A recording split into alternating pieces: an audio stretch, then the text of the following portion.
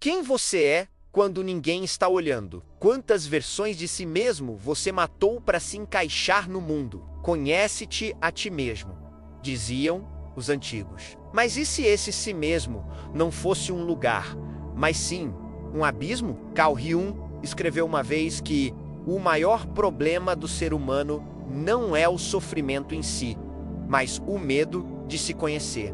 Porque o autoconhecimento não é um passatempo, é um ritual de morte. É romper com as máscaras que você fabricou a vida inteira. É olhar para dentro e não gostar do que vê. Todos nós, em algum nível, mentimos sobre quem somos. Mentimos com sorrisos, com respostas educadas, com decisões silenciosas. Mentimos aos outros, mas principalmente mentimos a nós mesmos. E nesse teatro psicológico surge o conceito mais brutal da psicologia junguiana. Os arquétipos, forças ancestrais que habitam a alma humana como atores invisíveis. Não pedem permissão para entrar. Vivem dentro de nós, mesmo quando fingimos que não existem. Moldeiam nossos desejos, sabotam nossas relações, nossas decisões e às vezes sussurram em nossos sonhos. Desde pequenos nos ensinam a sorrir antes de sentir, a obedecer antes de compreender, a agradar antes de simplesmente existir. No início, é quase imperceptível. Um elogio quando você esconde sua raiva. Um olhar de desaprovação quando ousa discordar. Uma solidão gelada quando mostra sua tristeza verdadeira. E então você aprende que mostrar quem é custa caro demais. Aprende que ser aceito exige um sacrifício constante da sua autenticidade. Carl Jung chamou isso de persona, a máscara que usamos para funcionar no mundo. Mas o mais aterrorizante é que funciona. Realmente nos protege, nos dá um nome, um papel social, uma forma de ser amados. A persona é como uma roupa feita sob medida para o olhar do outro. Mas com o tempo começamos a esquecer como era o corpo antes dessa roupa. E o que começou como proteção se transforma em prisão. Pense nisso. Quantas vezes você disse sim quando na verdade queria gritar não? Quantas vezes se calou para não incomodar, para não decepcionar, para não parecer complicado? Quantas vezes agiu como esperavam de você, só para depois, sozinho, se perguntar por que sou assim? Mas talvez essa não seja a pergunta verdadeira. Talvez a pergunta real seja: e se esse eu nunca foi você? Jung dizia que o perigo da persona é que, ao nos identificarmos demais com ela, terminamos acreditando que isso que mostramos é tudo o que somos. Mas e o resto? E a raiva contida? A vergonha não expressa? O desejo reprimido? Não desaparecem. Se acumulam em silêncio.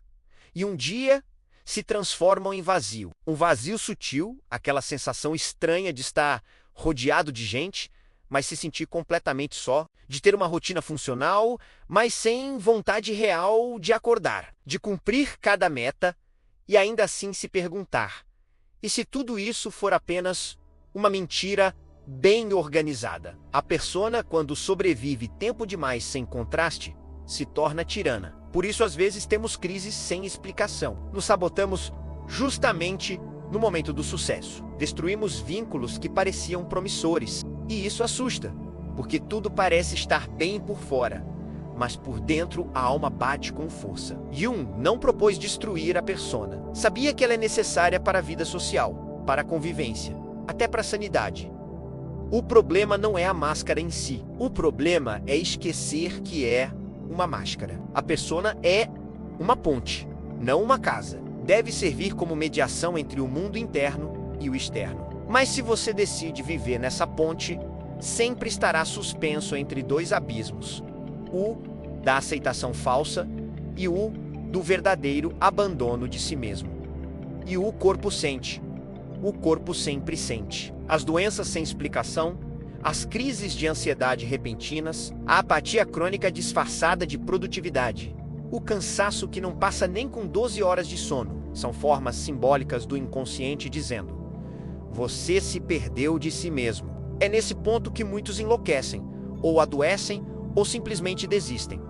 Mas existe outro caminho, Um caminho escuro, sim, mas libertador. Um caminho que você começa, pouco a pouco, a retirar cada camada dessa persona, como quem arranca uma pele velha grudada por dentro.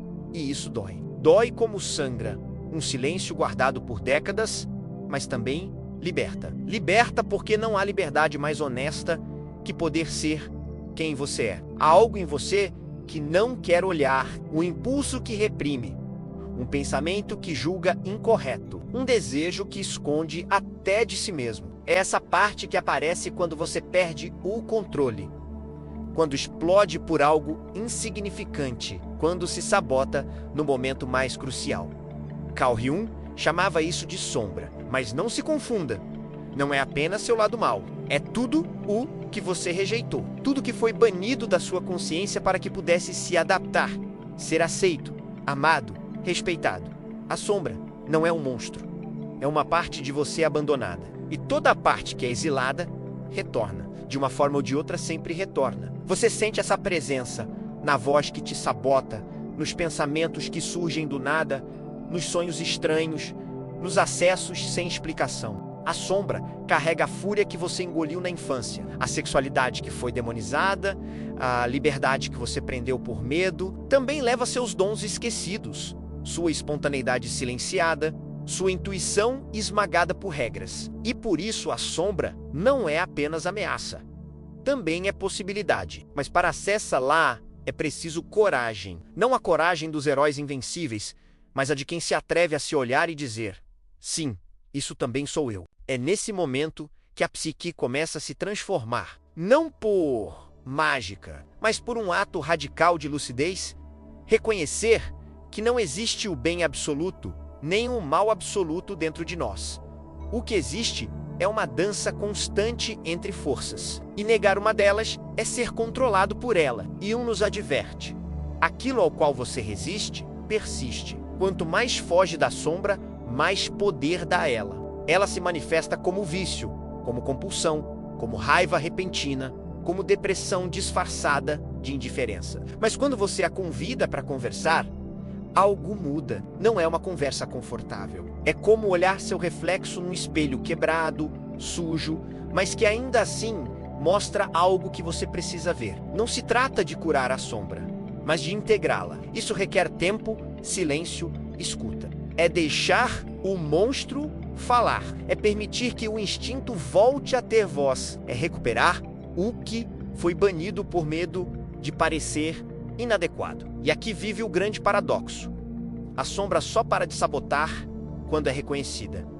Não quer destruí-lo.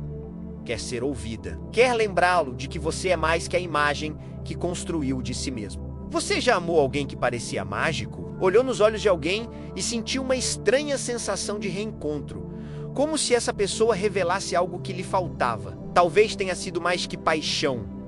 Talvez tenha sido uma projeção arquetípica. Talvez, sem perceber, você tenha encontrado sua própria alma disfarçada no corpo do outro. Carl Jung descreveu isso com precisão inquietante. Chamou de anima, a imagem do feminino na psique do homem, e animas, a imagem do masculino na psique da mulher. Mas não se trata de gênero. Trata-se de forças internas, de energias simbólicas que dançam dentro de cada um de nós, pedindo expressão, presença, escuta. A anima conecta o homem com a intuição, com o sentimento, com a sensibilidade profunda que a cultura muitas vezes lhe ensinou a reprimir. O animas conecta a mulher com a razão estruturada, com a palavra firme, com o impulso de afirmação que por séculos foi silenciado. Mas quando essas forças são ignoradas, não desaparecem. Se projetam em forma de encanto, de obsessão, de idealizações que doem. Você conhece essa história. Se apaixona por alguém e, sem notar, deposita nessa pessoa tudo o que sente que lhe falta. Ele se torna o salvador, a cura, a alma gêmea. Ela se torna a musa, a mãe perfeita, a deusa. Mas, cedo ou tarde, a realidade chega e destrói a ilusão. E você se encontra diante de um espelho quebrado, cercado pelos cacos de tudo que acreditou ser amor. E um advertia: a projeção cria mais confusão que compreensão, porque o outro em si nunca foi o problema. O que doeu foi ver desmoronar a imagem inconsciente que você colocou sobre ele. E aqui está o segredo mais doloroso. Você nunca amou essa pessoa.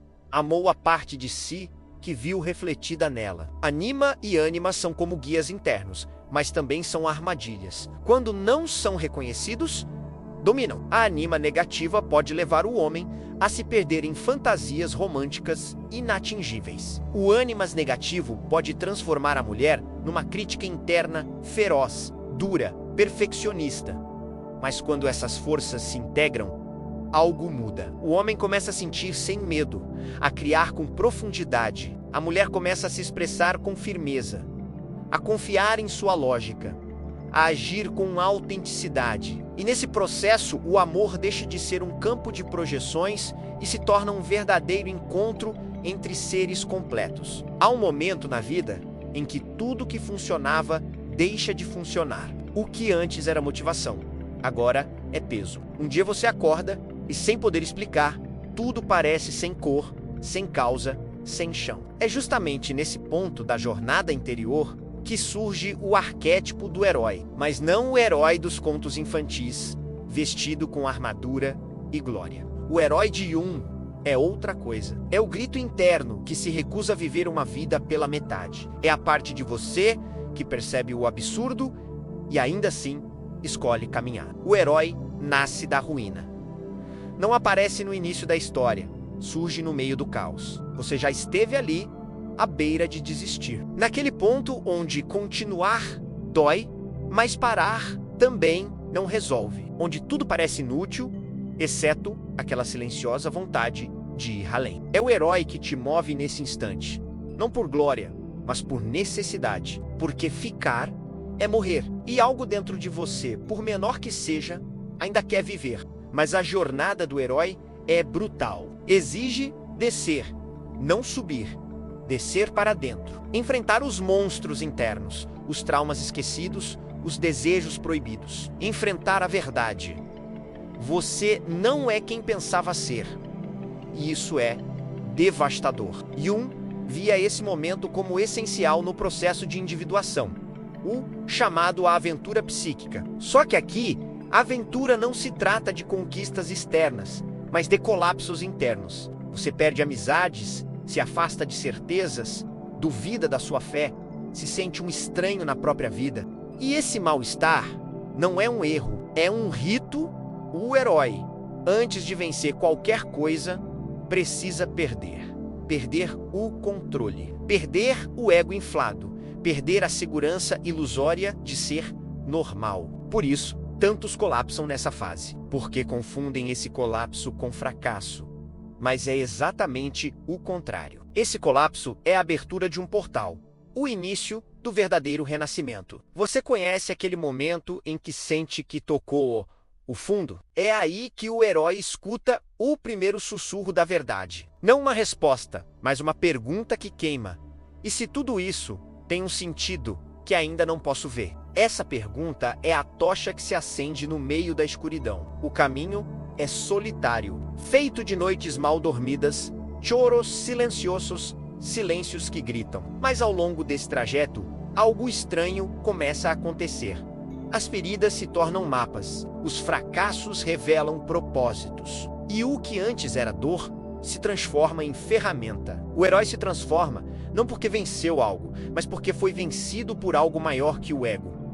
A consciência de que viver com verdade custa caro, mas viver sem ela custa a alma. Depois de tantas camadas desfeitas, a máscara caída, a sombra confrontada, o amor despojado de projeções, a queda do herói, o que resta, resta o silêncio. Não o silêncio vazio da rendição, mas o silêncio carregado de presença. O tipo de silêncio que só aparece quando tudo que era ruído dentro de você já gritou e por fim se cala. É aí que começa a emergir o arquétipo mais misterioso de todos, o Self. Carl Jung não o definia como uma meta final, muito menos como uma versão idealizada do eu. O Self não é uma meta, é um centro invisível que sempre esteve aí, desde a infância, desde o primeiro sonho, desde o primeiro trauma. É o que te observa quando o ego desmorona. É o que sobrevive mesmo depois que todas as suas versões morreram. É isso em você que nunca se corrompeu, apesar das máscaras, das dores, dos colapsos. Mas para escutá-lo, você precisa perder quase tudo. Precisa soltar a ilusão do controle, a necessidade de ter todas as respostas. Aceitar que talvez não haja uma cura, no sentido que o mundo propõe. O que existe é uma reconciliação, às vezes silenciosa, às vezes dolorosa, com o que você é, não com o que mostra, mas com o que sempre soube e teve medo de aceitar. O self não se manifesta com euforia. Não grita, sussurra. Sussurra quando você já não pode continuar fingindo. Sussurra quando olha nos olhos do seu fracasso e já não sente vergonha. Sussurra quando uma lágrima cai na escuridão e você já não tenta escondê-la. Porque, enfim, entendeu que também é parte da cura. Jung dizia que o self se manifesta através de símbolos, não de ideias. Aparece em sonhos, com círculos, mandalas, espirais. Aparece naquela sensação de eternidade que você sente quando algo muito simples, uma música, um gesto, um encontro, te atravessa e por uns segundos você lembra algo maior em você, algo que sempre esteve aí, algo que não precisa de explicação, só de reconhecimento. O self não é felicidade, não é paz constante, é totalidade, aceitação radical de que tudo em você tem um lugar, que a raiva tem um lugar, que a dúvida tem um lugar, que até sua escuridão é parte do todo. Quando o self emerge, você não se sente iluminado, sente-se presente no corpo, presente na dor, presente na lucidez. E isso é revolucionário num mundo que te ensina a fugir de tudo que sente. O self não te promete vitória, mas te dá a raiz, te ancora no real. Mesmo que o real seja imperfeito, contraditório, fraturado, você começa a perceber: já não preciso provar nada, já não preciso competir, já não preciso inventar um personagem para ser aceito, porque isso em mim que é mais verdadeiro não depende da aceitação de ninguém. E aqui, nesse campo de presença, o amor muda, a criação muda, até o silêncio muda. Você começa a agir não por carência, mas por impulso autêntico. Fala menos, mas com mais verdade. Sofre, mas com dignidade. Ama sem se esquecer de si. Você não chegou até aqui por acaso. Talvez algo dentro de você, lá no fundo, já soubesse que havia algo mais que os papéis que aprendeu a interpretar, mais que os desejos que te ensinaram a desejar, mais que essa sensação constante de ser quase alguém, mas nunca completo.